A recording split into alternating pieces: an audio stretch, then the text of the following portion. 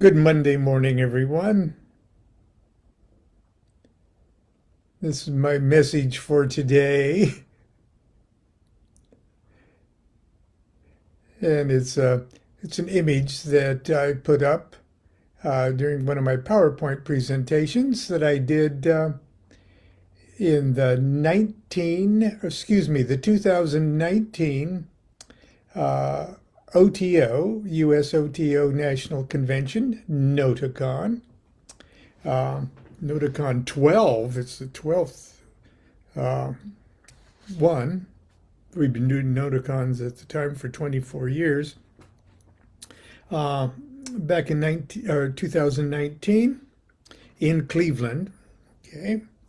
And the theme of Noticon 12 was Fear Not at All. And I've shared at least portions of this. Let me shut this off. I've shared portions of this, I'm sure, before on my morning shows or readings or whatever we call this gathering of sequestered mystics here.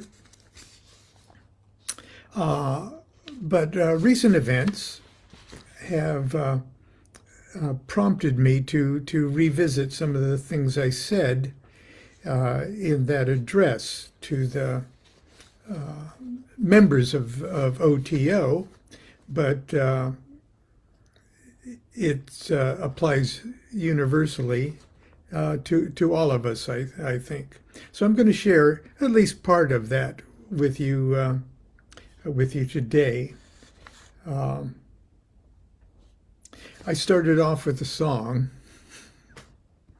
I'm Scared. Okay, if you've ever heard my song, I'm Scared, it's sort of a tongue-in-cheek, well, anyway, you can Google it.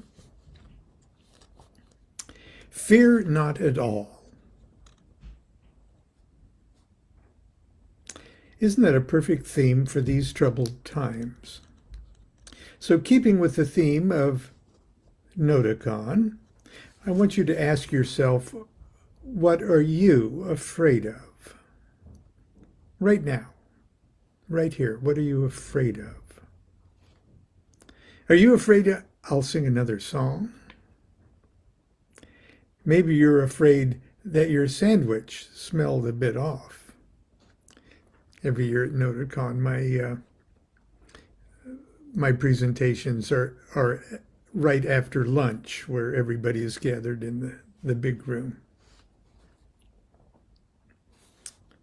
Or maybe you're afraid I might exploit this opportunity to mischievously rock the boat, or that I might undiplomatically lament how truly saddened I am about the bitter polarities that seem to be tearing apart the world around us, and even within our beloved fraternity.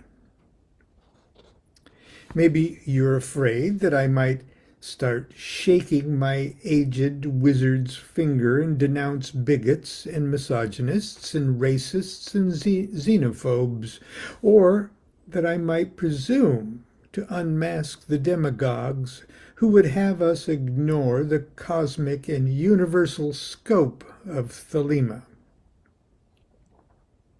Those who would squeeze the book of the law and try to bully us into accepting their narrow vision of a monolithic doctrine of crystallized dogmas.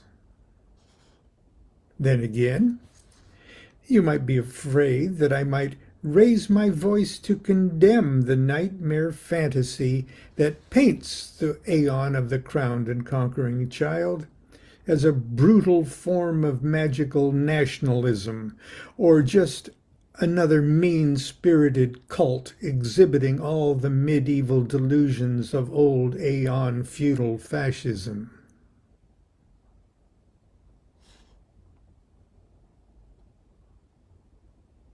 And that's when I put up, Lon, I want you to stop acting like a Nazi slide. But relax. I wouldn't dream of doing any of that. Fear not at all.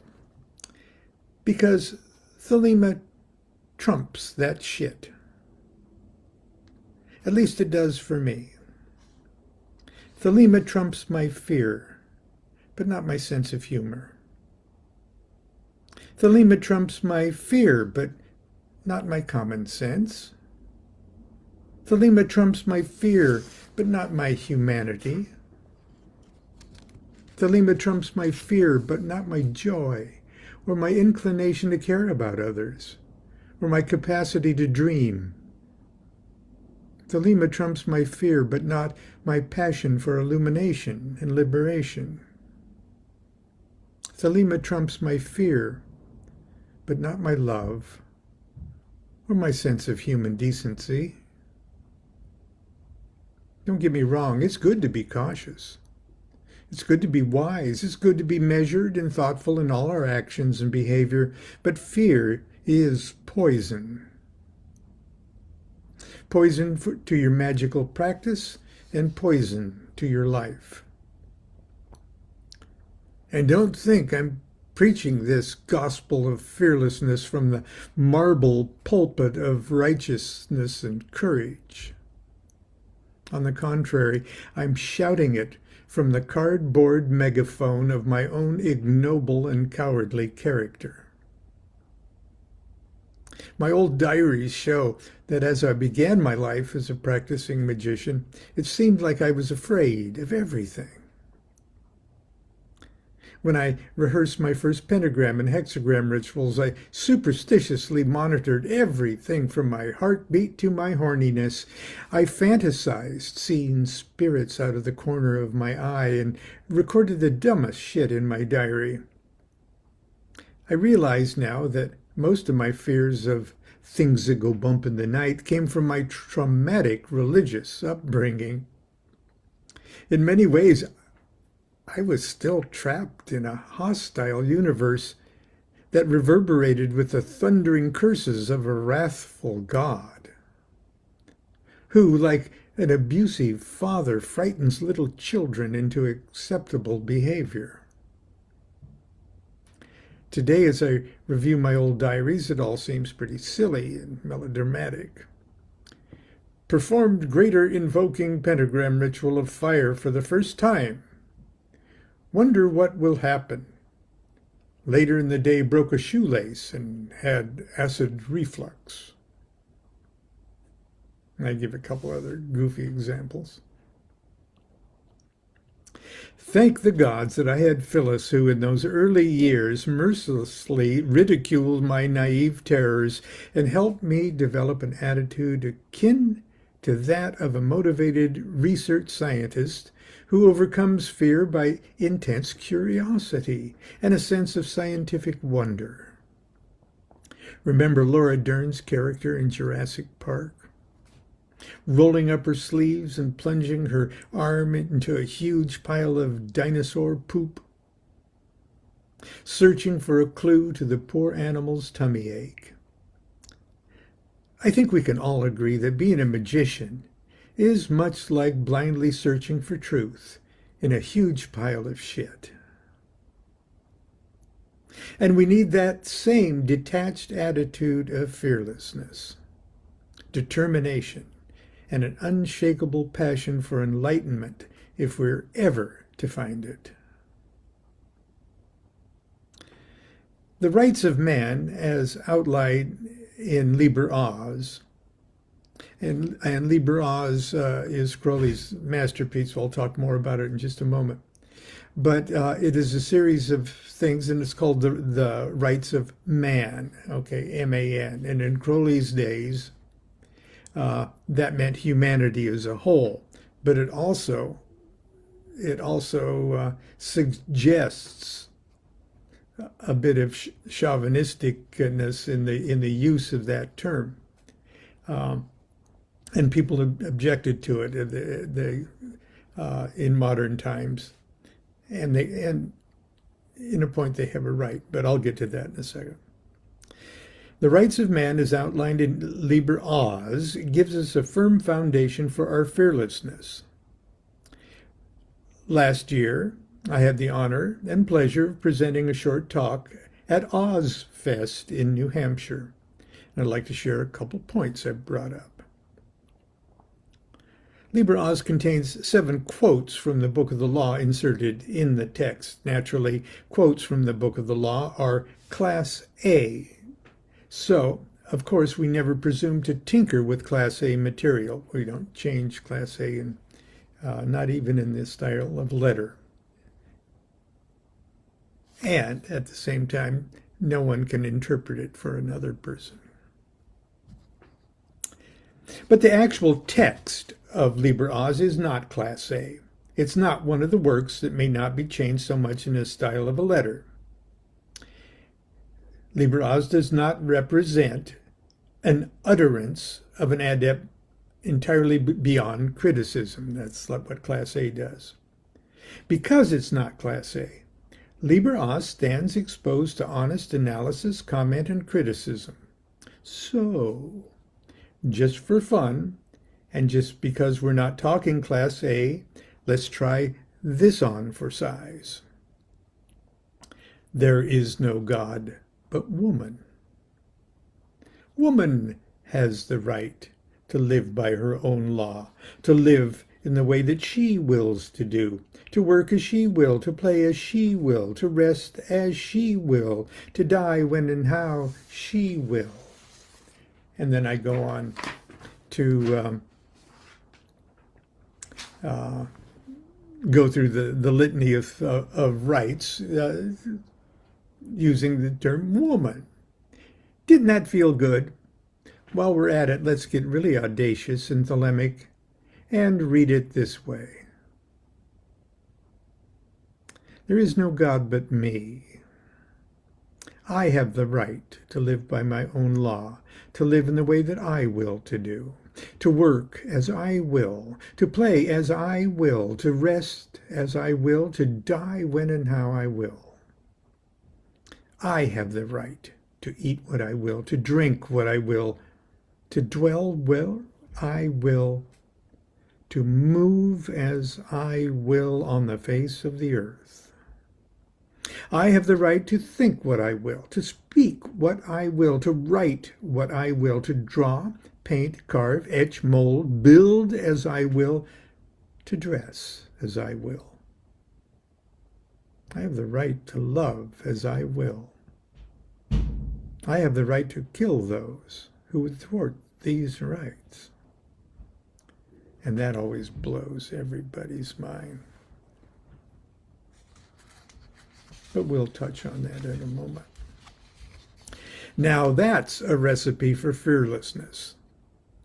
But I think we can all agree that LibreOz isn't a license to be blind or stupid or deluded. Neither does it protect, exonerate, or absolve us from the consequences of exercising these rights. LibreOz is not a Class B document either. It's not a book or an essay that's the result of ordinary scholarship, enlightened and earnest. That's the definition of B. It's not Class C, composed of matter regarded to be as suggestive other than anything else. It isn't included among AA rituals and instructions, so it's not Class D either. You might be surprised to learn that LibreOz is not even listed in Class E documents that consist of public announcements and broadsheets. No. LibreOz is simply signed Aleister Crowley. Not Frater Perdurabo, not Onkoff Nakansu, not OM, not 666, not OSV, not VVVVV, and not Tomegatherion. LibreOz was written and signed by the man, Aleister Crowley. A man declaring the rights of man. Crowley labored LibreOz, quote, an historical document, unquote, and tells us that it was meant to, quote, convey the OTO plan in words of one syllable, unquote. For a concise and authoritative statement concerning the OTO plan, we might turn to Section 2 of the revised 1917 Constitution, which tells the world, quote, the principal purpose of the OTO is to teach true brotherhood and to make it a living power in the life of the community. Now you can see all sorts of other things that you presume that the OTO is to do. Teach you magic and give you power and teach you yoga and all of this stuff. No, the principal purpose of the OTO is to teach true brotherhood and to make it a living power in the life of humanity. As such, Liber Oz appears to be intended for each and every man, woman, and child upon the earth. Liber Oz is not just for OTO members. It is not for the brothers of or the aspirants to AA. Liber Oz is not a message reserved for self-proclaiming Thelemites. It's not just for magicians. Liber Oz is the declaration of the rights of each and every human being whose evolving consciousness has developed a sense of self and whose self-identity has formulated a will. Now I'm going to repeat that one more time. Liber Oz is the declaration of the rights of each and every human being whose evolving consciousness has developed a sense of self and whose self-identity has formulated a will. Liber Oz in its present form was written in 1941. Now that's just 6 years before Crowley died. 7 years later, on December 10th, 1948,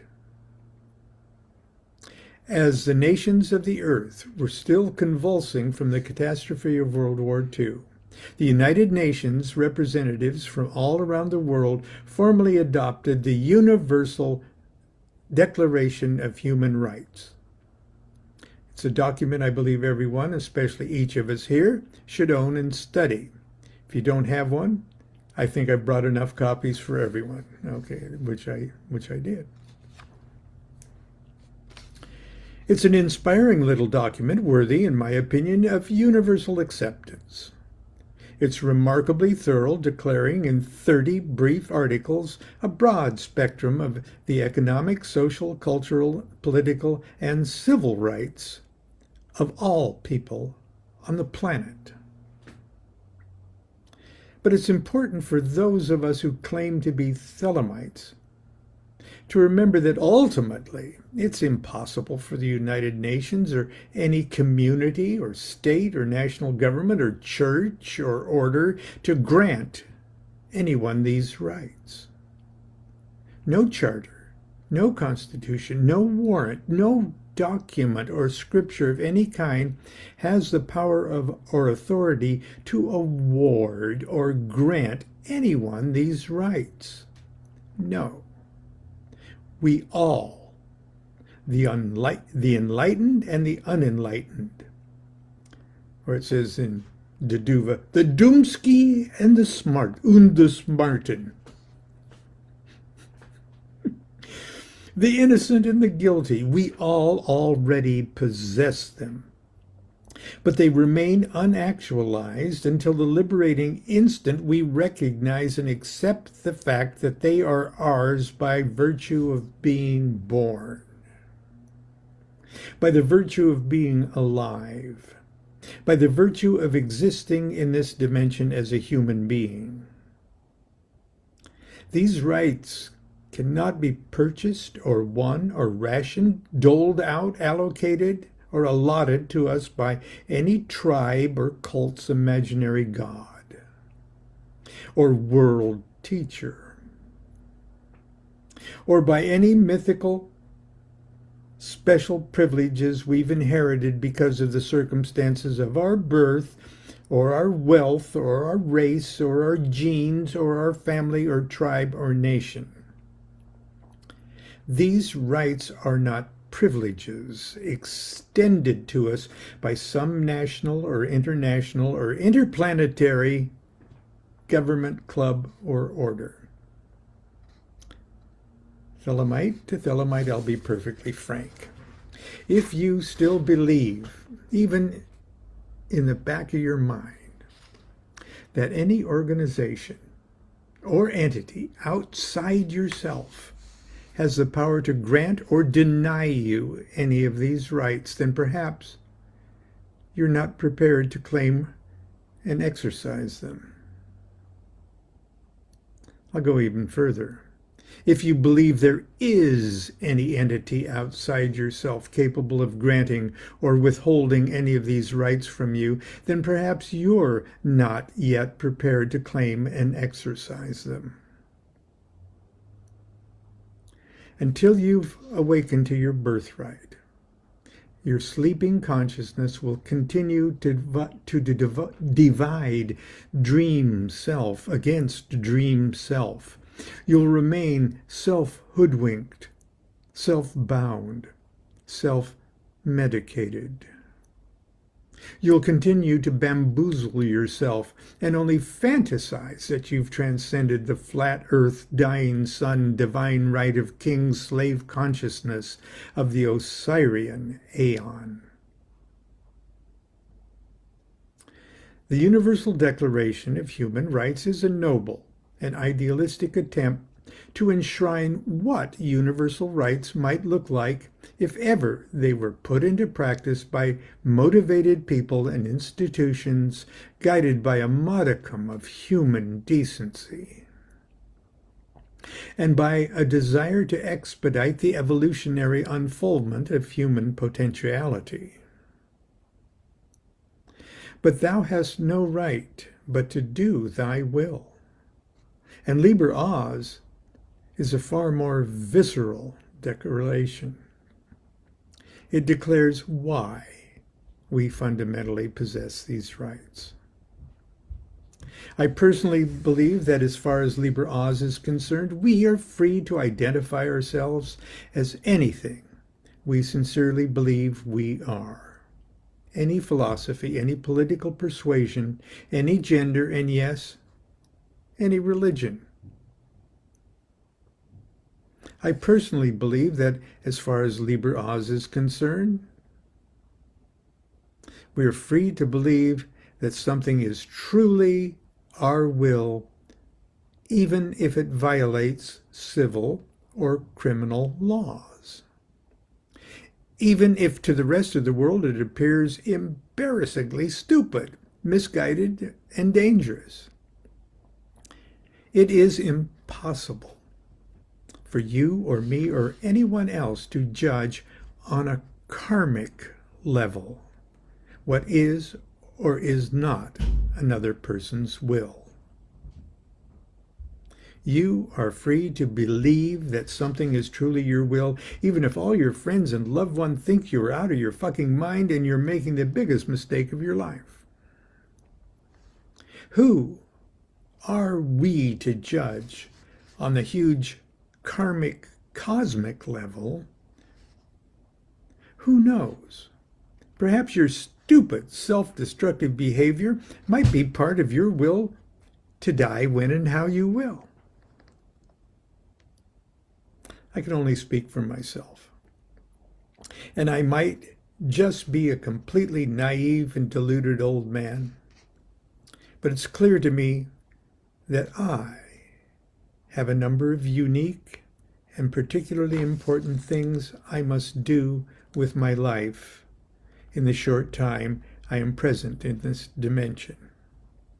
Things I must do for the benefit of my own awakening. Things I must do for the benefit of the consciousness units around me. It's my job. It's the price I pay for admission to my existence. Call it destiny, call it my great work, call it ego, call it madness. I don't care what the fuck you call it. There is no God but me. And it is my private, personal, selfish, self-centered, narcissistic best interest to live and pursue this great work in a relatively safe, healthy, stable environment, undisturbed as much as possible by the distractions of violent social unrest. And a big part of my pursuit of happiness includes not being tormented by the preventable pain and unhappiness of other consciousness units around me. Maybe it's a character flaw, but I can no longer segregate their consciousness from my own. And it unsettles me. It irritates me. It makes me unhappy. Especially when I know there are things I can do that might address and correct the situation. It's the least I can do. Indeed, I'm counseled by my holy guardian angel that it is one of the unique and particularly important things I must do in the time I have in this incarnation. But that's just my life. My great work, my will. You are your own unique consciousness unit. In the OTO and ultimately in Thelema, one's individual social sensitivities and politics are entirely a personal matter, and it has to be. For Constance and me, it feels perfectly natural to support laws, measures, candidates, and parties that promote policies that support equality, strong civil rights, civil liberties, and such. But our progressive attitudes aren't dictated by Liber Oz, or the Book of the Law, or our interpretation of the tenets of Thelema. Ours are personal attitudes, unique to us. They spring in part from our youthful idealism and romantic vision formed in the beginning of our long and adventurous life together. Attitudes formed naturally by our observations and interpretation of what appears to us to be objective reality. And values that continue to be nourished by maturing wisdom and our evolving sense of human decency. We neither know nor care if you find our attitudes admirable or childishly naive, but please, no matter how much you may agree or disagree with our positions on social or political issues, don't be quick to credit or blame either our wisdom or our folly on our acceptance or current understanding of Thelema. And for heaven's sake, don't blame the OTO on our attitudes. The same should be remembered of our siblings, with whom we share in common so many wonderful things concerning the art of magic and the love of the great work, but whose present moral or political views we may find abhorrent. Always be mindful that each of us have fears and attitudes and prejudices and pathologies that have been molded by factors infinite and unknown. Things that one person can never truly understand in another. Traumas stemming from parental mistreatment or abandonment or violence or past struggles with drugs or alcohol. We each try to deal with our own demons any way we can, and sadly, there are those of us that seek to exorcise them by clothing themselves in the armor of elitism and escaping into a fantasy brotherhood of intolerance, championing the mythical causes of some romanticized warrior cult of the past. All of us are batshit crazy in our own unique ways. Don't be afraid to disagree with your siblings as vehemently as you will. Call them out. Bust them honestly on Facebook if you feel you must. But never be tricked into blaming the transcendent truth of Thelema for something as stupid and temporary as conflicting attitudes on politics. And if someone tries to, don't be trolled into the conversation at that level. I admire Crowley. He's my holy prophet. But I'm not obliged to comb my hair or select my wardrobe or my diet or my lovers or vote the way he did. Thelema is bigger than Aleister Crowley. And nobody can tell anybody how to interpret the Book of the Law. Thank you for your kind attention. Love is the law, love under will. So that's how I ended that little speech. And that's probably where I'm going to leave it here on Monday. We'll see you tomorrow.